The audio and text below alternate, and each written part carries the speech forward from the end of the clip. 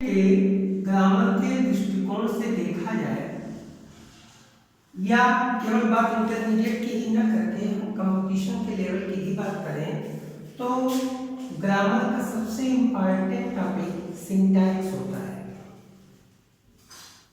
आपके बोर्ड के एग्जाम में ये सबसे महत्वपूर्ण टॉपिक है और आज उसी टॉपिक पर बात करेंगे। वास्तव में सिंटैक्स शब्द की उत्पत्ति सिंटैक्सिस शब्द से हुई है, जिसका अर्थ होता है टू पुट इन ऑर्डर।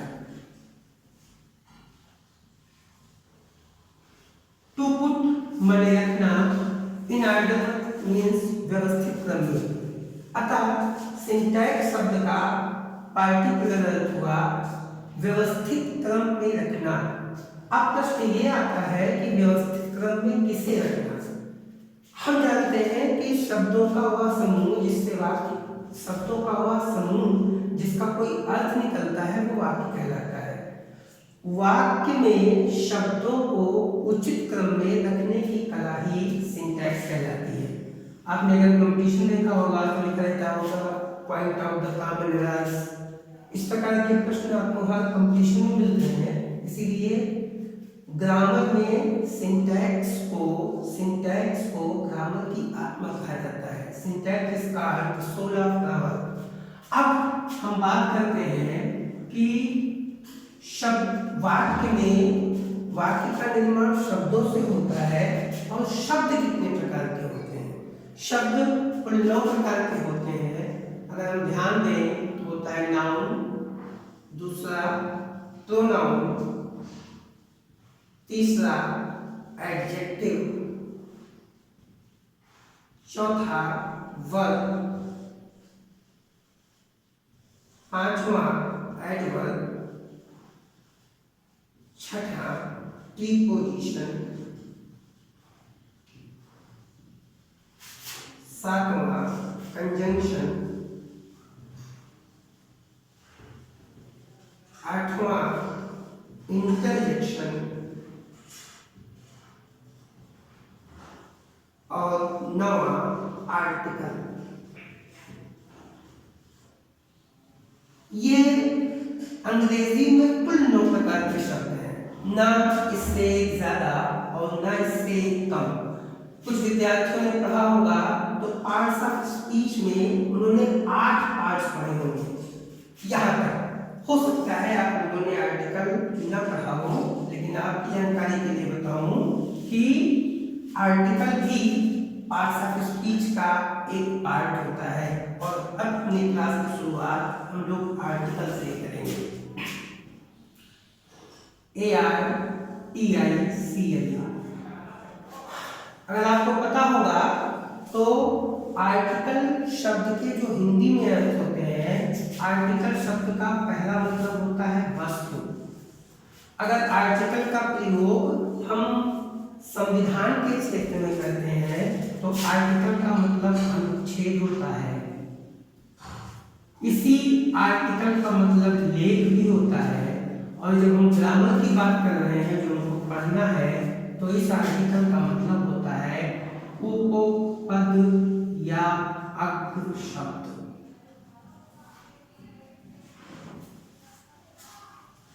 अब आर्टिकल की बात करते हैं तो आर्टिकल 2 प्रकार के होते हैं। पहला आर्टिकल होता है इंडेफिनिट और दूसरा आर्टिकल होता है डेफिनिट। इंडेफिनिट आर्टिकल के अंतर्गत ए और एन आता है और डेफिनिट आर्टिकल के अंतर्गत THE दा आता है। अब ध्यान से देखें आप, ये जो ए लिखा है इसको किसी कंडीशन में ए भी पढ़ा जाता है और इसे आ भी पढ़ा जाता है। आपको बताऊं कि अगर ए के तत्काल पश्चात कोई नाउन आ जाता है तो ऐसी स्थिति में इसको आ पढ़ा जाता है। इसे बॉय लिखा गया तो हम लिखेंगे आ बॉय। अब अगर ये शब्द आया और इसके पश्चात कोई एडजेक्टिव आया और एडजेक्टिव के पश्चात नाउन आया, इस कंडीशन में इसको हम ए पढ़ते हैं। इसे ए गुड बॉय, ऐसी स्थिति में इसको ए पढ़ा जाता है। कहीं कंफ्यूजन होता है इस और ए ये दोनों है। अगर ए के तत्काल पश्चात नाउन आ गया तो उसको हम अ पढ़ते हैं, और अगर एडजेक्टिव के बाद नाउन आता है तो उसे हम ए पढ़ते हैं। और दूसरा जो हमारा इनडिफिनिट आर्टिकल है वो है एंड। आज हम बात करेंगे ए तथा एंड के प्रयोग पर। जनरल कॉन्सेप्ट ये है, पहला क्वेश्चन ये उठता है कि ए तथा एंड का प्रयोग हम करते कहाँ हैं। सबसे पहली बात, अब आप एक चीज ध्यान रखिएगा, ए तथा एंड का प्रयोग हमेशा सिंगुलर कॉमन नाउन के पहले किया जाता है। सिंगुलर कॉमन नाउन मतलब एक वचन जातिवाचक संज्ञा। कभी भी आपने देखा होगा कि हम लिखते हैं इट इज ए गोल। गोल जो है वो मटेरियल नाउन है, तो इसके पहले हम ए का प्रयोग नहीं कर सकते। कभी भी ए या एन का प्रयोग अगर आप करेंगे तो उस वाक्य में एक चीज पक्की है कि सिंगुलर कॉमन नाउन अवश्य आएगा। अगर सिंगुलर कॉमन नाउन नहीं आएगा, हम ये नहीं लिख सकते ही इज अ लता या ही इज अ सचिन या सी इज अ लता। इस प्रकार के वाक्य आपने नहीं देखे होंगे। कभी भी जो ए तथा एन का प्रयोग होता है वो सिंगुलर कॉमन नाउन के पहले होता है। जैसे हम लिख सकते हैं मोहन इज ए बॉय। ठीक, अब अगली कंडीशन ये है कि अगर सिंगुलर कॉमन नाउन के पहले एडजेक्टिव आ जाता है, जो नाउन या प्रोनाउन की विशेषता बताते हैं वे शब्द एडजेक्टिव कहलाते हैं, तो ए तथा एंड का प्रयोग हम उस एडजेक्टिव के पहले करते हैं। सपोज करो आप लिखा है Mohan is a good boy. अब ध्यान दीजिएगा, सिंगुलर कॉमन नाउन के पहले हम ए एंड का प्रयोग करते हैं, लेकिन सिंगुलर कॉमन नाउन के पहले एडजेक्टिव आ गया। अब हम ए या एंड का प्रयोग इस एडजेक्टिव के पहले करेंगे। क्लियर? तीसरी चीज और, अगर इस एडजेक्टिव के पहले एडवर्ब आ जाए, एडवर्ब उसे कहते हैं वे शब्द जो विशेषण या मुख्य क्रिया की विशेषता बतलाते हैं उन्हें हम क्रिया विशेषण कहते हैं। जैसे सेंटेंस करते हैं Mohan is a very good boy. अब ध्यान से देखना, ये नाउन हो गया, इस नाउन की विशेषता गुड शब्द बता रहा है, यह एडजेक्टिव हो गया। और वेरी शब्द गुड शब्द की विशेषता बता रहा है, तो ये एडवर्ब हो गया। अब ध्यान से समझिएगा, ए या एन का प्रयोग सिंगुलर कॉमन नाउन के पहले करते हैं। अगर सिंगुलर कॉमन नाउन के पहले एडजेक्टिव आ जाए तो उस एडजेक्टिव के पहले करते हैं, और अगर एडवर्ब आ गया तो ऐसी स्थिति में ए तथा एंड का प्रयोग उस एडवर्ब के पहले किया जाता है। अब हम बात करेंगे कि ए तथा एंड का अलग अलग प्रयोग। अब थोड़ा सा इसे ध्यान से देखना है आपको। देखिए, हिंदी की वर्णमाला में आ से लेकर औ तक स्वर होते हैं, ध्यान से समझिएगा इसको। और का से लेकर के यहाँ तक आप इसको कहते हो कि ये व्यंजन है। थोड़ा सा इसको ध्यान समझिएगा। हमको जो पढ़ाया जाता है वो ये पढ़ाया जाता है कि ए ई आई ओ यू। अगर किसी शब्द की शुरुआत इन 5 अक्षरों से होती है तो उसके पहले हम एल लगाते हैं, और अगर इसके अलावा किसी शब्द से होती है तो उसके पहले ए लगाते हैं। ये नियम पूर्णतया सही नहीं है। पूर्णतया सही नियम ये है कि जब भी आप ए तथा एन का प्रयोग करोगे तो ये ध्यान रखोगे कि जिस शब्द के पहले आप ए या एन का प्रयोग कर रहे हो, अगर उस शब्द के उच्चारण का पहला अक्षर हिंदी वर्णमाला का स्वर है तो उसके पहले आप एन का प्रयोग करोगे, और अगर उस शब्द के उच्चारण का पहला अक्षर हिंदी वर्णमाला का व्यंजन है तो उसके पहले आप ए का प्रयोग करोगे। ध्यान से समझिएगा, UMBRELLA, इट्स अम्ब्रेला।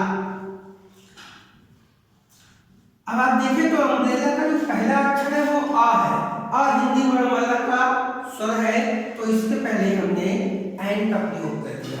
लेकिन अगर स्कूल के हिसाब से आप जाओ तो आप देखोगे UNIVERSITY, इट्स यूनिवर्सिटी। अब आप ध्यान से देख पाओ तो इस शब्द के उच्चारण का पहला अक्षर या है, और चूंकि या है तो इसलिए इसके पहले हम ए का प्रयोग करेंगे। अंग्रेजी में देखिए तो दोनों यू से शुरू हो रहा है, तो अगर हम इस रूल को फॉलो करेंगे AEIOU का, तो हम दोनों के पहले एन का प्रयोग करेंगे, जबकि ये शुद्ध नहीं होगा। ध्यान से देखो आप, MANGO, इट्स मैंगो। अब इसका जो पहला अक्षर है वो माँ है, इसलिए इसके पहले हमने ए लगाया। अब अगर हम लिखते हैं MLA, तो अब आप ध्यान से देखेंगे तो MLA, तो इसका पहला अक्षर ए है, MLA के पहले हम एन का प्रयोग करेंगे। फिर अगर आप देखो तो ELEPHANT, इट्स एलिफेंट। जब एलिफेंट लिखा हुआ है तो इसका पहला अक्षर ए है, तो हमने यहाँ पर एन लिखा। लेकिन अगर लिखा है EUROPEAN, तो ये लिखा हुआ है यूरोपियन। और जब आप इंटरमीडिएट का अनुसार छात्र देखेंगे तो कई बार ये सेंटेंस आया है he is an EUROPEAN, sir ये ई बड़े से होता है। तो अब यूरोपियन के पहले एन लिखा हुआ है, इसका पहला अक्षर ही है। आप दोनों शॉर्ट खाओगे इंटरमीडिएट में तो ये सेंटेंस आपको कई बार मिलेंगे। अब यूरोपियन का जो पहला अक्षर है वो हिंदी वर्णमाला का व्यंजन है, इसलिए हम यूरोपियन के पहले ए का प्रयोग करेंगे।